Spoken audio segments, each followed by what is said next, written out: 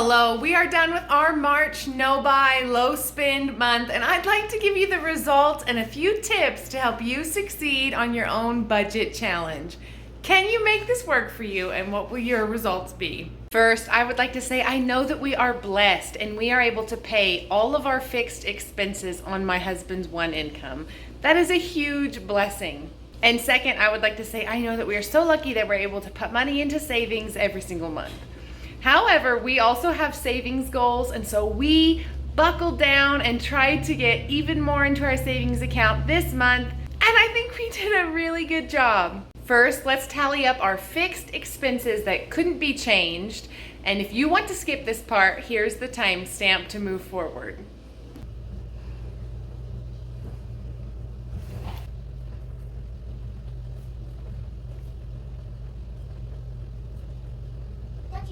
Bring it up.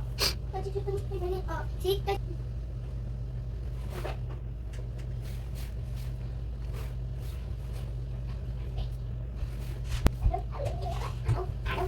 I got from the box. I get from the box. I got from the box. I get from the box. I have bracketed these 3 items is because you can lower your gas by not driving. You can lower your groceries by looking up budget-friendly recipes. There's so much available on YouTube. And you can lower your household expenses. For years, we never bought paper towels and we simply used microfiber cloths. These 3 are where you can save money, but I'm going to tell you a few ways you can even make money. We guess high on gas and include the cost of travel in our estimate, but often we do not spend this much. I shop on Fridays and Fridays only for our groceries. I try not to go to Walmart during the week, but some months there are 5 Fridays and some months there are 4. Household expenses, again, can sometimes be lowered. Also, I will note our groceries includes vitamin, protein powder, pre-workout, snacks for the kids. So to tally our fixed expenses, and I say fixed with the exception of these 3, that came to around $2,900. And I really think that a lot of people make this much on one income, and it's not abnormal to be able to save. You'll note we do not have any credit card payments or car payments. We are out of debt. I praise God for that. We worked really hard for it. Both our vehicles are paid off, but we are renting, and so saving for a home is one of our savings goals. One thing I'm going to do a little bit different than some of the no spend challenge videos I've seen on YouTube is I'm going to keep our income private just for privacy's sake. But what I've done is I've taken the last, I think, 7 or 8 months and averaged out how much we saved and divided it up. So we have the mean, and what I'm going to do is take that average number and subtract what we were able to save this month and figure out how much extra we were able to save because of our no spend challenge.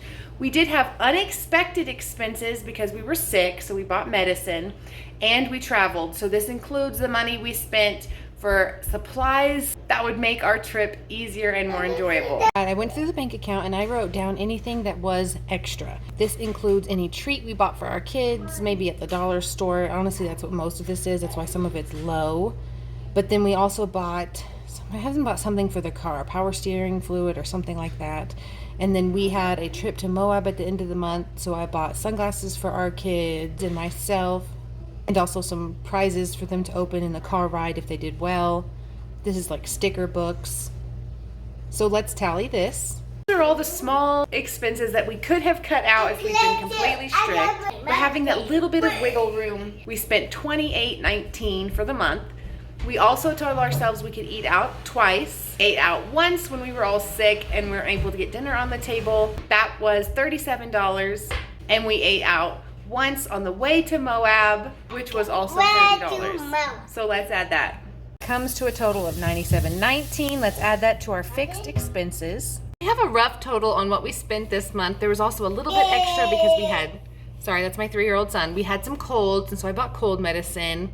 And then one of the weeks I spent a little more on groceries to stock the Airbnb, but we did end up splitting that almost 50-50 with my in-laws. I've tallied how much we've saved this month. I'm gonna take out how much we save on average the last 6-7 months and then see how much extra we saved this month, because that's what I wanna know. If we were to live like this every month, what's our savings potential? How far can we get ourselves on one income by living simply? In this case, living simply is what allows us to save more money. Now, we had some extra income this month, and I think this is an amazing hack for you all. Grocery coupons, I used the Walmart coupons as well as Walmart pickup to make sure I'm not buying anything extra just because it looks yummy. But then I'm also using an app called Ibotta. And by using Ibotta, I saved $4.75 for the course of the month. We buy namely off-brand. However, in instances when the name brand plus a coupon is in total cheaper than the off-brand, that's when I do that. And gas rewards. This is an amazing hack and I highly recommend it. We used an app called Upside. This was our first month using it. And we got back $36.69 simply by using these apps. My husband and I both downloaded it. We clicked claim, buy our gas as normal, and then get that money added to our account via PayPal. I know $36 is not enough to pay bills and live off, but if someone were to hand you $36, would you throw it away? No, you would totally take them up on that $36. So that is what I did this month. I took this app up on that savings and I was able to add it to my bank account, and now I'm going to start making interest off it. It was worth it.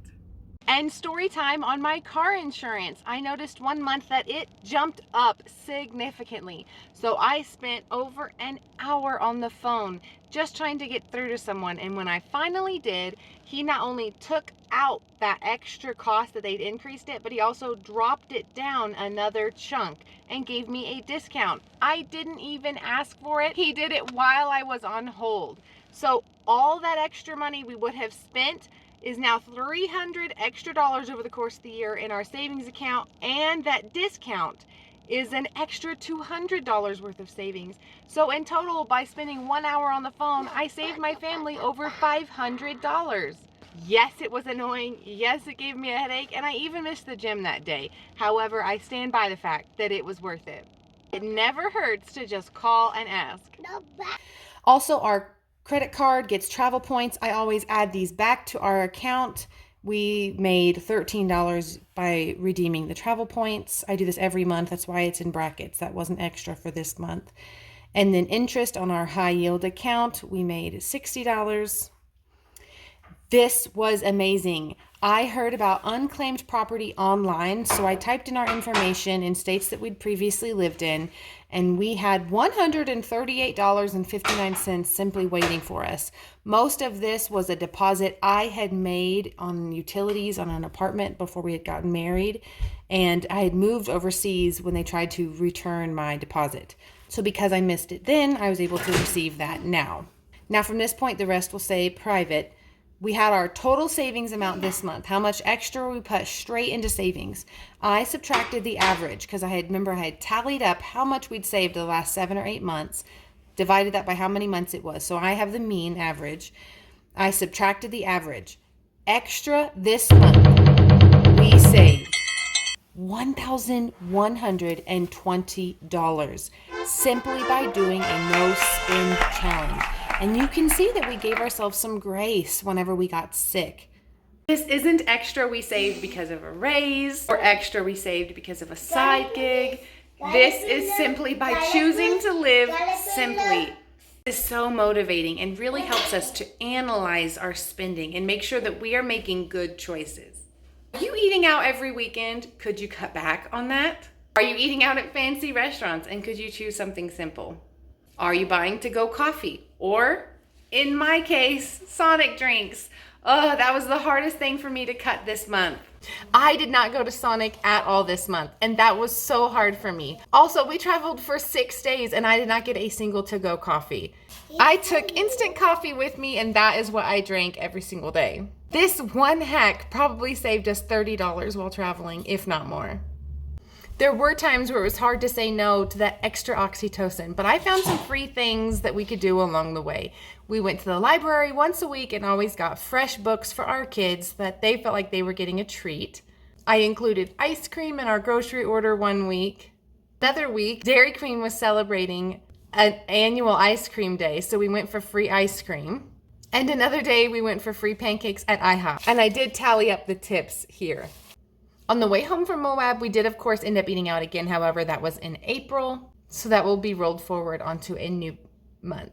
We ate at McDonald's on the way to Moab. Lunch and dinner we ate in the Airbnb. The next day, all 3 meals were at the Airbnb, which is, of course, our grocery money. By saying no to these temporary sources of joy, we have said yes to extra savings, which will help us accomplish our savings goals. It can be hard to say no to yourself, especially on a day that feels hard when you just need a little treat or a pick-me-up. I promise this will serve you in the long run.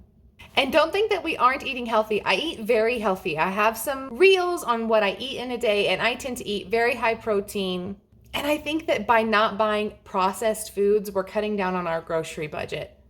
And you can see the extra ways I made us money this month just by using my phone and Google and some grocery points. I will leave those linked in the description box in case you want to try it out. Please use my code. I'd really appreciate it.